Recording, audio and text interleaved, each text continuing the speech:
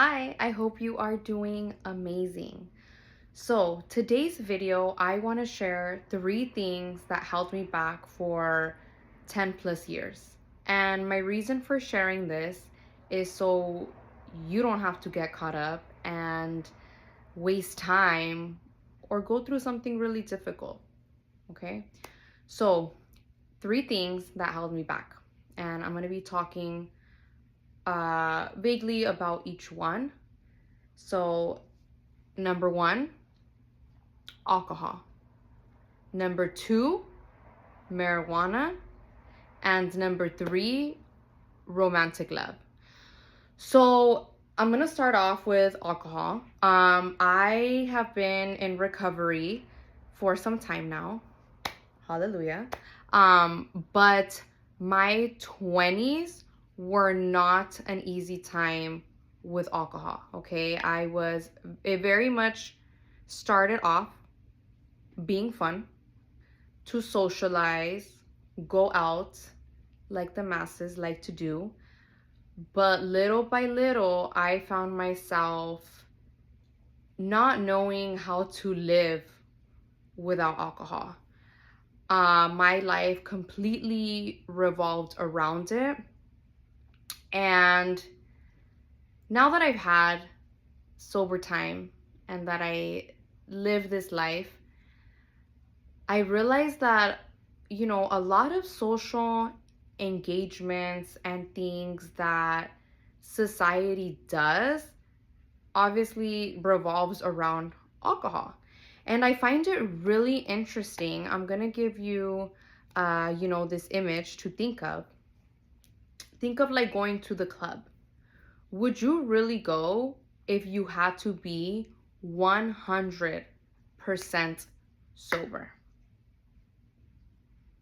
Probably not. Okay. Um, and so for me, alcohol was a really hard addiction to break because, like I said, it started off fun and I just found myself to where it was all I could think about. From the moment I woke up to the moment I went to sleep, all I thought about was alcohol. It was a very difficult transition, stopping, because not only in the beginning was it a complete lifestyle change, but it was just little things like going to a restaurant. I would panic literally looking at the menu because all I could think about was the drinks. And for some reason, I felt like it was like 10 spotlights on me, like, oh, Wendy's looking at the drink menu when I got a menu. It was just alcohol completely controlled my life. And I would just become a terrible person when I drink. I am someone that is very caring. I'm very mindful. I'm a thoughtful person. And when I drank, I just didn't care about anything but myself. I also not intentionally tried to hurt people, but probably 8 times out of 10, something happened. And with alcohol, it just really, I mean, I had a lot of sober uh, periods that I went through. But this last time around, my bottom was so bad because I, you know, was going through divorce. I lost my dog. Well, I didn't lose my dog. I had to give up my dog for adoption. And I didn't have anywhere to live. So I literally found myself at a woman's shelter at my lowest. And it was the best thing that could have happened for me now that I'm able to think about it. But that was all because I had had some sober time. And this last relapse, I was feeling off. I remember I was feeling a little anxious. And I decided to drink in the morning. And that one drink literally kicked off the obsession to where it was like a domino effect. And I just lost everything. It just came crashing down. Um, by the grace of God, I've been able to remain sober. I no longer think about alcohol. I no longer crave alcohol. And it's so crazy because I actually, a couple months ago, I took a bartending position, which I never thought I would be able to do. I did feel, I no longer bartend actually. That's a whole nother story. It's not because anything happened. It was more so because I was just not down for the environment. But I remember feeling like, oh my goodness, if this would have been a couple of years back, I would not be able to handle this because I had full access to the whole bar. And and I was able to do that, and literally that was just by the grace of God that I was able to do that.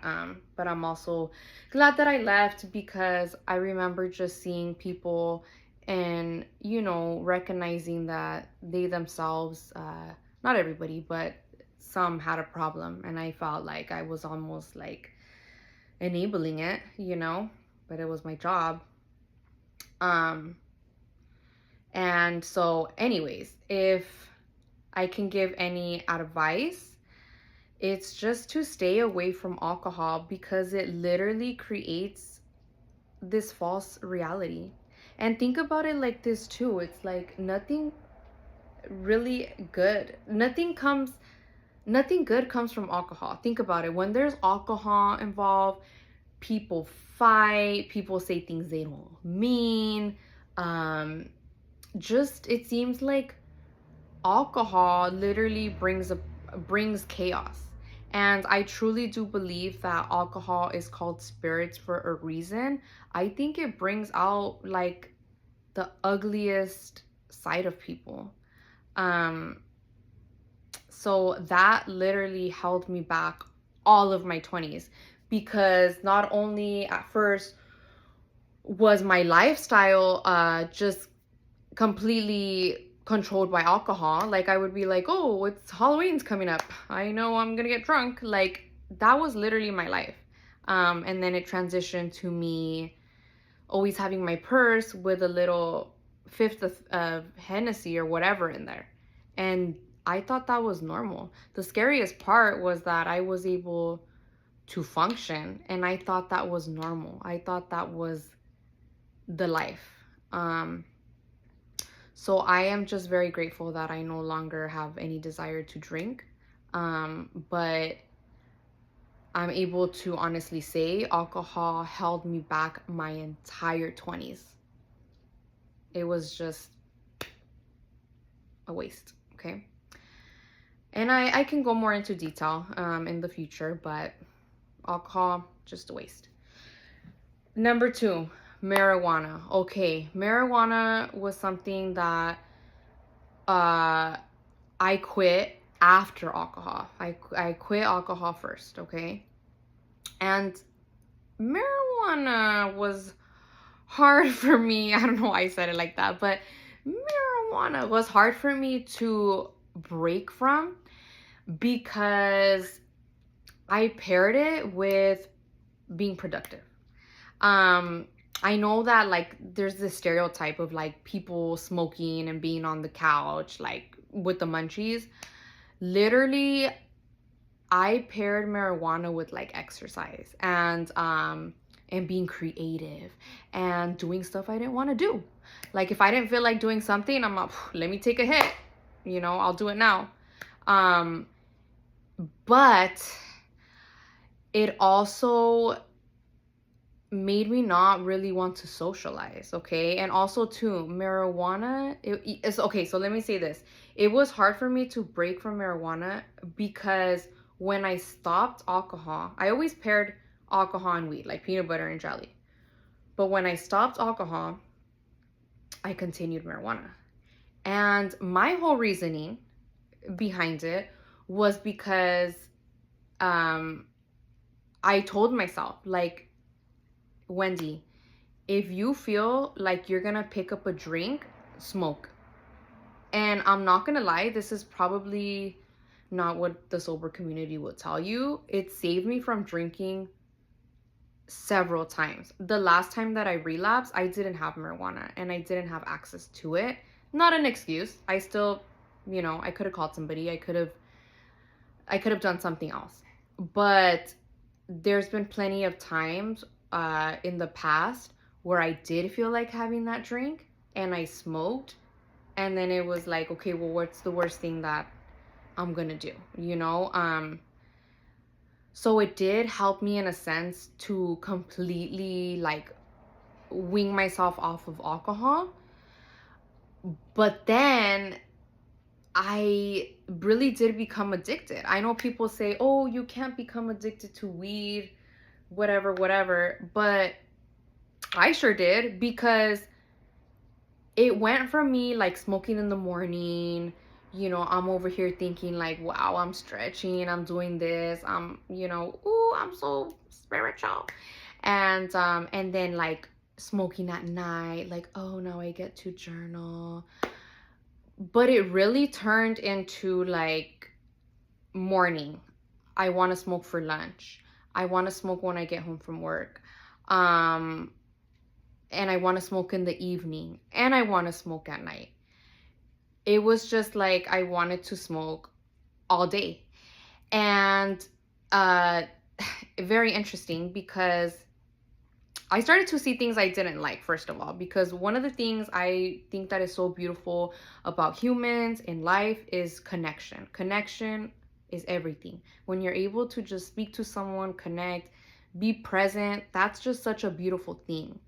And yes, I know you think marijuana, Bob Marley, ooh, we're having good times, but it literally got to the point where it was like I would smoke and I was like, I don't feel like going to the store to get stuff I needed. Oh, I don't want to get off because I'm really baked. My eyes are glossy. I don't want to get off because I don't know who I'm gonna run into. Just avoidance.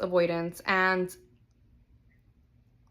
sure, I was able to tolerate a lot of things. Sure, because I was baked. But also too, it was like all I looked forward to in my last days of smoking was being alone and smoking. And I didn't like that, because it was a huge eye opener where it's like, I'm not even trying to hang out with anybody. I just want to be by myself and smoke. What ultimately got me to stop smoking um, was because I wanted this job that I had. And uh, they did a drug test, and which is a whole nother story. I had a miracle happen there. I can share that for another day too. But long story short, that's what really got me to stop, because I knew, I was like, Wendy, there's no way, like, you really need this job, or I really wanted this job more than anything. So you gotta stop, girl. And it was hard. I mean, I had gone through withdrawals before, or like the detoxing, where drenched in sweat, just ugly, red, waking up in the middle of the night. Oh, the insomnia is just ugly, Nobody really, I feel like people don't talk about that, where you're just tossing and turning, because I was so dependent on getting baked and knocking out. I also too, which one thing that's really cool about being sober is I didn't realize, like, I stopped dreaming, or maybe I didn't remember my dreams because I was baked, not really sure about how that works. But it was like I couldn't remember my dreams. And yeah, so marijuana just, it really, really kept me it kept me stuck. And the tricky thing about marijuana, which was really difficult for me, is like I didn't see any like detrimental consequences. I didn't gain a whole bunch of weight, or like I didn't cause harm to people. I was very passive. I was very like, "Ah, it's fine, go ahead." But that's the thing. Uh it got me too comfortable. It made everything okay. Literally, I feel like now that I'm able to reflect, someone could have been really rude to my face, and I feel like I just would have been like, it's totally fine. Which, yeah, you shouldn't, take things like a grain of salt. But what I'm saying is like, I was to the point where it was like I wasn't really seeing things for what they were. I was being too passive. I was living in too much comfort. And I'm just so grateful that I no longer crave marijuana. I was able to break free. And I'm not gonna lie, I do smell it sometimes. I'm like, ooh, that smells good. I'm not lying there. But one thing that's different, kind of just like with alcohol, is sometimes I have a thought. I just don't allow myself to stay in that thought. Like, especially like at night, that was really hard for me because I really looked forward to smoking to fall asleep. And you light a candle, you got your jazz or your music, whatever going, you want to smoke. But I don't let myself sit in that fantasy. I just keep busy. And what I do love so much about not smoking is that I feel so much more productive. I'm not trying to take a nap around 5. Like, not saying I don't get tired. Of course I get tired. I'm human. But the irony in it is that life just became so much more manageable. Before, I feel like I'd be crashing out over the littlest things, and I was smoking. Like, and then I feel like, oh, I have to smoke for this. So that's just the craziest thing, where now I just feel like, okay, it's fine. Like, okay, what are we gonna do about it? Um, so yeah, that's something that kept me stuck for 10 plus years, because marijuana ultimately kept me with rose colored glasses, living in comfort. So marijuana is a waste. Okay. Number 3, romantic love. Okay. This one I just realized recently, because I was looking at my life, you know, in a, I guess like in a third person point of view. And I've been breaking free from things that have kept me in bondage: alcohol, marijuana. And I really thought, what am I doing, or what have I been doing in my life the same? What? Like, tell me, And God is so good, because He revealed to me that it's love. Not love like, French, like I'm talking romantic love, okay? And this is for me. And let me tell you why. Because I spent 10 plus years chasing love, living in this idea of love, of being in love, of the goal is to be married with kids, with the white picket fence. I'm not saying there's anything wrong with that, but let me tell you something. It really kept me living in a fantasy world.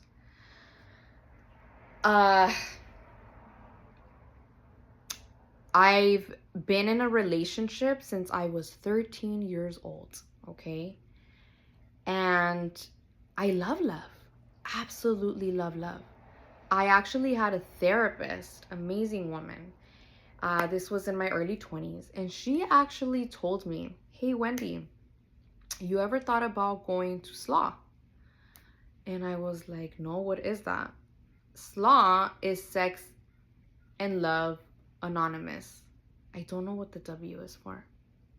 But I was like, I don't have a sex addiction. What are you talking about? And she's like, no. She's like, you are addicted to the idea of love. Like, that's just something, that is what you're driven by.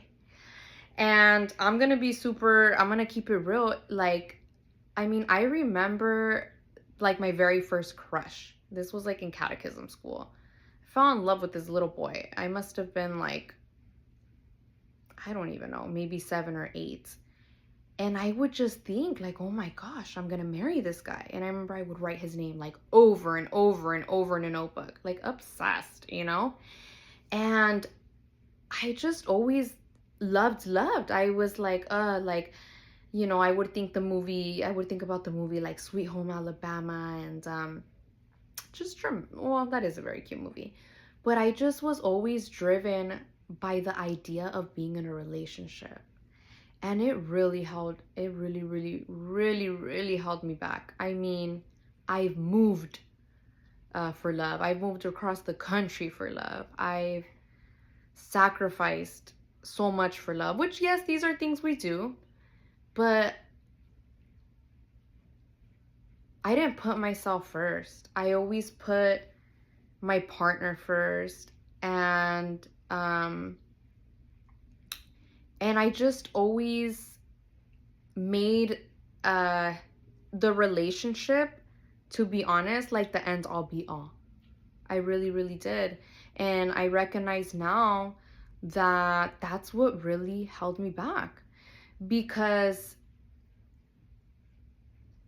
it allowed me to let a lot of things slide. It allowed me to make decisions uh, because they were based on the idea of being in a relationship. Um, Even as far as like school, like, you know, oh, you know, I'm gonna take a break because I'm about to get married. Like little things like that, which I understand people do, but in hindsight, you know, I wish I would have put myself first. Um, and it's okay, you know. Our life is written in the stars, so everything happens for a reason. But if I can give advice to, you know, to anybody in their 20s, is don't chase love. You know, do things for yourself and get to that point where you are so happy, you know, within yourself and with community and family and friends, so that then if someone wants to come along, that's totally fine. But don't put your life on the line for love. I did that for several years, and I got really hurt along the way. And it's okay. It made me stronger. You know, I learned a lot. I feel very wise. Um, but that's just something that I think I don't hear it being talked about a lot. And I'm just so grateful that God was able to reveal that to me. Um, as of recently, I actually made the decision, or two decisions, that have completely changed the trajectory of my life. And let me tell you, I decided that I don't want to get married and I don't want to have kids. And it's a complete polar opposite from everything that I wanted to do, because all I wanted to do was get married and have kids, and I no longer want that anymore. So I am moving differently and I feel happy. I almost feel like that was always my purpose, but I was just so caught up in pursuing this fantasy that I have. I think for me with love, I love love. I'm not saying I don't. But, you know, I see it kind of like there's things we love. I love cinnamon rolls. I love banana bread.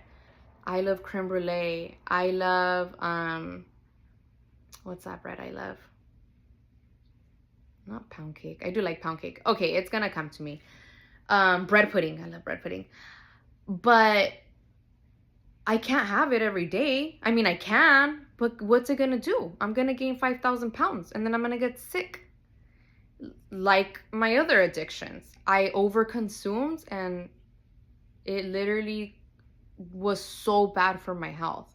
So that's kind of how I see love now, or I should say romantic love, where it's like I love it, you know, I love being in love, but I also recognize that if you don't put yourself first, it could be very detrimental to your health.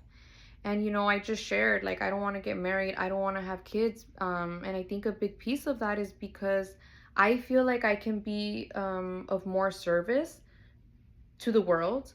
Um, and I think it is a little bit fear based, I'm not gonna lie, because I don't want to get hurt. And I also don't want that attachment to someone because I feel like I see that people just leave. So I don't ever want to have kids and then like one day my partner decides, "Hey, I'm not like in love with you anymore." That seems tough. And I know people, they go through that, but I don't want to put myself in that situation. You know, it would be very nice, of course, to be in love and to have kids one day and have a husband.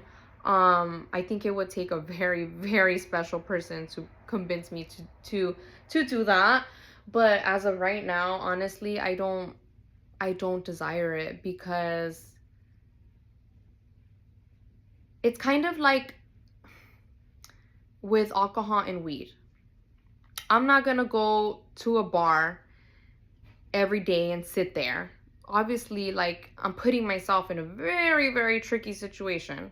I'm not gonna go to the dispensary every day and just be walking around, because I'm exposing myself to possibly picking up. Therefore, I don't want to put myself in a situation with love to where I can, you know, get hurt or feel uh or just feel like I need that person. You know, I don't want to do that. And I think I did that for many years, and I think I'm a great lover. I am a lover girl. I really do love being in love, but um I had plenty of relationships to write a book, and just, it's okay, you know. But that's something that I just wanted to share, because yeah, another piece of advice I'd give is, like I said, don't chase love, you know. um Look out for yourself and for what God intended for you to do here on earth. If something is truly meant for you, it will find you. It will find you. And that's all I want to share. I could elaborate more on each topic, but these were things that my life is, you know, this last decision that I made, just deciding that, which is another thing, the power of decisions is incredible, because just these past couple of weeks my life has changed for the better in so many ways, and it's all because I just made a decision. 2 decisions, 3 decisions, 4. But I just share this. I'm coming from a good place. And just know that you have everything you need within yourself. You don't need anybody else, okay? And you are a prize. You are a prize. And life is so amazing, you know? You don't want to waste it just making silly little mistakes, you know? Yes, we live and we learn, but if someone can give you a little advice, I will listen, okay? All right, enjoy the rest of your day, and God bless you.